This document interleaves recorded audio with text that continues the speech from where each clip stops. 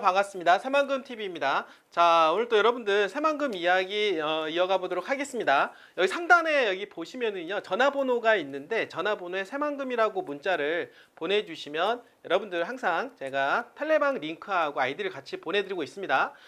텔레방 안에 들어오시면은요, 새만금에 대한 실시간 정보 뿐만 아니라 전문가 코멘트까지 여러분들이 보실 수가 있고요. 아이디를 통해서 들어오시게 되면 저랑 개인적인 소통이 가능하니까요. 토지에 대한 상담, 기본적인 권리 분석, 토지 매수, 매도 문의는 아이디를 통해서 여러분들이 들어오시면 좋을 것 같습니다.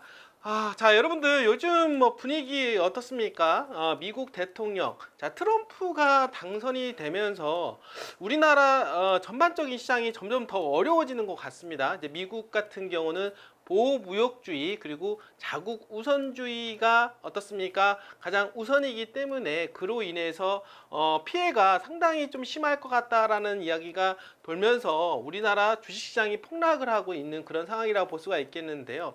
특히나 2차전지 관련된 기업들이 좀 피해가 좀 많이 올 것 같습니다. IRA법 폐지 그리고 전기차 보조금 폐지 이런 이야기들이 시장에 나오면서 뒤숭숭한 그런 분위기라고 볼 수가 있겠는데, 사실 새만금 같은 경우는요, 여러분도 알겠지만은 이 우리나라 2차전지 관련된 기업들이 지금 많이 투자가 이루어졌다라고 볼 수가 있는데, 미국 대통령이 어떻습니까? 반친환경적인 어떤 산업들로 어떤 전진 배치를 하는 그런 가운데 약간 피해가 우려되고 있다라고 볼 수가 있겠습니다. 자, 새만금 같은 경우 지속적인 어떻습니까?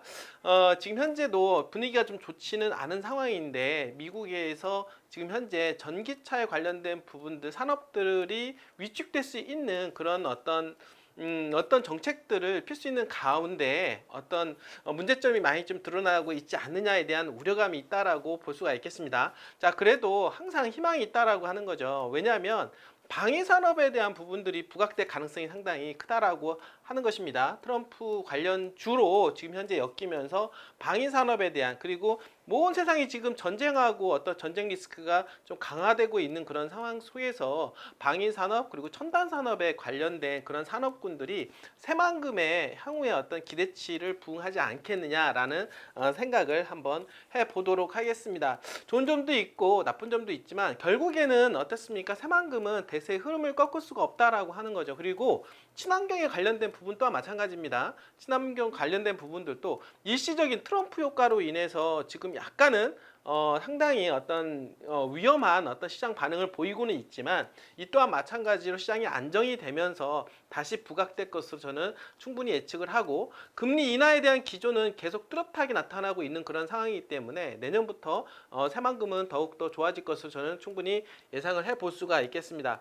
자, 오늘은요, 여러분들 기본계획 재수립에 대한 중간평가, 중간보고회에 대한 이야기를 한번 해보려고 하는데요. 새만금 개발청에서 지금 현재 브리핑에 대한 이야기 진행해 보도록 하겠습니다. 새만금 3대 허브 구상 새만금 기본계획 재수립 중에 있다라는 이야기를 한번 해볼 수가 있겠는데요. 바로 3대 허브에 대한 이야기, 계속해서 지속적으로 지금 이야기하고 있는 것이 3대 허브 전략, 이런 구상한 방안을 지금 현재 기본계획 재수립 과정 속에서 포함을 시킨다라는 이야기 말씀을 드려보도록 하겠습니다. 새만금의 새로운 비전으로 첨단 전략 산업과 글로벌 푸드 그리고 관광 마이스 등 세 가지 제시가 이러한 세 가지가 제시가 됐는데요. 새만금 개발청은 14일 군산 새만금 컨벤션 센터에서 이러한 3대 비전이 담긴 새만금 기본계획 재수립 중간 보고회를 열고 새만금 개발의 새로운 전략을 발표를 했습니다. 새만금 기본계획에 현재 지금 어떻습니까? 변화가 지금 생기고 있는데 그 틀 안에 방금 전에 이야기했던 이 3대 비전이 실린다라고 하는 거죠.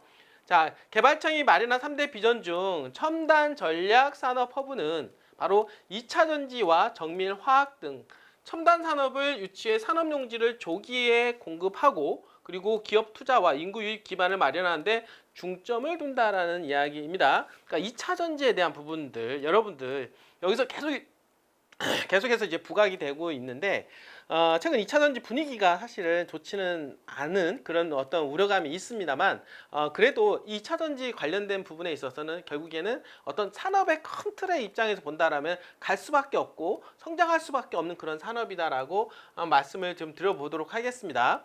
자, 글로벌 푸드 허브는 농생명용지와 익산 국가식품 클러스터를 연계해서 수출형 농식품 생산 거점을 구축한다는 전략이고, 그리고 끝으로 관광 마이스 허브는 국제공항과 바로 크루즈선 입항 등 인프라가 갖춰지는 2035년 이후 본격적으로 수요를 창출할 것으로 개발청은 전망을 했습니다.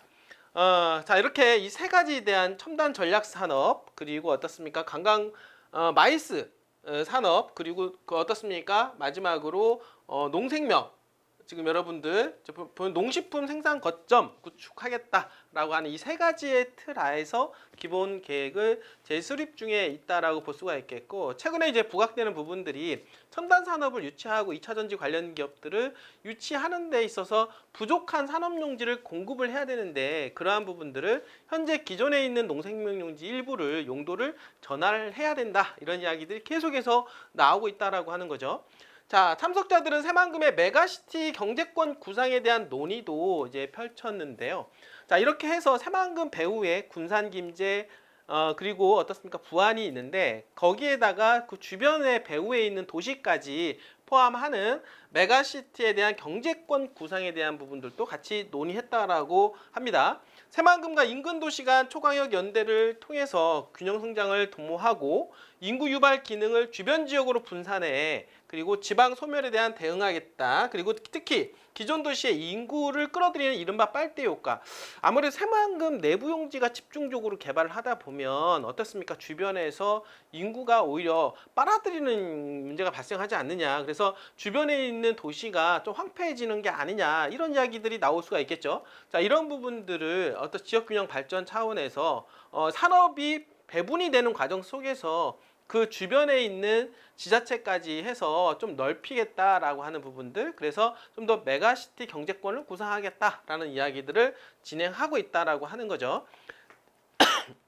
자, 끝으로 김경환 청장은요, 정부가 전폭적으로 예산을 투입해서 현재 공항, 항만, 철도, 도로를 건설하는 것은 기업 투자를 위한 것, 그러니까 결국에는 기업 투자라는 가장 핵심 키워드가 붙어 있다라고 하는 거죠. 그러니까 정부가 어떻습니까? 기업 투자하기 위해서, 기업 투자 유치하기 위해서 도로공항, 항만, 철도에 대한 예산 집행을 더욱더 많이 하고 있다라고 하는 부분들. 자, 기업들의 수요에 부응해야만 새만금이 계속 발전해 나갈 수 있다라고 하는 것. 다양한 의견을 듣고 관계부처와 적극 협의해 열린 방식으로 기본 계획을 지속적으로 수립해 나가겠다라고 이야기했습니다. 결국에는 기업이라고 하는 부분들, 그러니까 새만금이라고 하는 지역이 지속적으로 개발하기 위해서는 결국에는 기업이 들어와야 된다라고 하는 거죠. 그러니까 기업이 들어올 수 있는 환경을 만들어주는 게 가장 중요하다. 결국에는 기업이 들어와야 어떻습니까? 경제가 살고, 경제가 살면서 동시에 인구까지 유입이 되고, 어떻습니까? 그러면서 주변에 있는 어떻습니까? 지역 경제권, 메가시티로서의 어떤 자리매김을 할 수가 있다라고 하는 것을 여러분들한테 말씀을 드려보도록 하겠습니다. 자, 어려운 시기를 지금 지나가고 있습니다만 새만금은 역시나 대한민국의 경제 중심지로 우뚝 솟을 날이 반드시 올 것이다라고 다시 한번 말씀을 드려보도록 하겠습니다. 끝까지 시청해주신 여러분들 진심으로 감사드립니다.